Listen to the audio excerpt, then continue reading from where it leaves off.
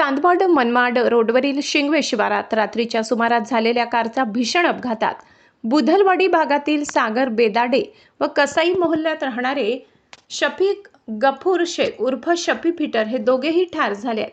या घटनेने संपूर्ण शहरावर शोककळा पसरली आहे.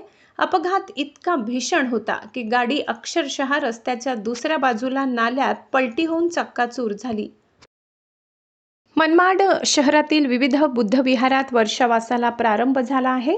बुद्धवाडी येथील कपिलवस्तू बुद्धविहार, श्रावस्ती नगर येथील श्रावस्ती बुद्धविहार, गायकवाड चौकातील सम्राट अशोक बुद्धविहार, सिद्धार्थ हाऊसिंग सोसायटीतील सुगंधकुटी बुद्धविहारासह विविध बुद्धविहारात आषाढी ते अश्विन पौर्णिमेनिमित्त असा 3 महिने वर्षावास कार्यक्रमाचे आयोजन करण्यात आल्याने सर्वत्र धम्ममय वातावरण निर्माण झाले आहे.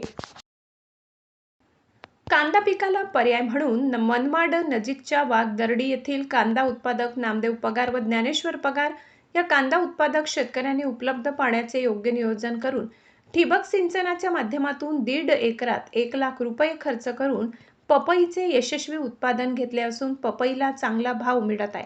3.5 ते 4 लाख रुपये नफा मिळण्याची त्यांना अपेक्षा आहे.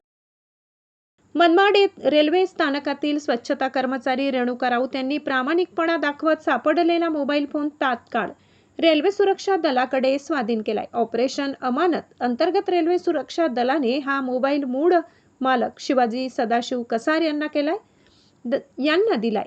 दरम्यान स्वच्छता कर्मचारी असलेल्या रेणुका राऊत यांच्या प्रामाणिकपणाचे कौतुक होत आहे. मालेगावच्या मोसम नदीवरील नोमानी पुलाच्या अपूर्ण कामामुळे 4 दिवसापूर्वी पुलावरून 7 वर्षाचा मुलगा वाहून गेला, तर आज एक रिक्षा वाहून गेली. यापूर्वी काही दुर्घटना घडल्या. पुलाचे काम तातडीने पूर्ण करावे या मागणीसाठी संतप्त नागरिकांनी पुलावर धरणे आंदोलन करीत प्रशासनाचा निषेध केला. चांदवडचा तामटीत पाझर तलाव पूर्ण क्षमतेने भरला. आमदार डॉक्टर राहुल आहेर यांच्या हस्ते जलपूजन संपन्न. कोबीला मिळतोय 2 ते 5 रुपये दर, शेतकरी पुन्हा अडचणीत. अत्यल्प पावसावर मनमाड जवळील शिंगवे येथील शेतकरी वाल्मिक झालटे यांनी 1.5 एकरात घेतलेल्या कोबीला अवघ्या 2 ते 5 रुपयांचा अत्यल्प दर मिळतोय. त्यामुळे खर्चही निघणे कठीण झाल्याने शेतकरी हतबल झाले आहेत.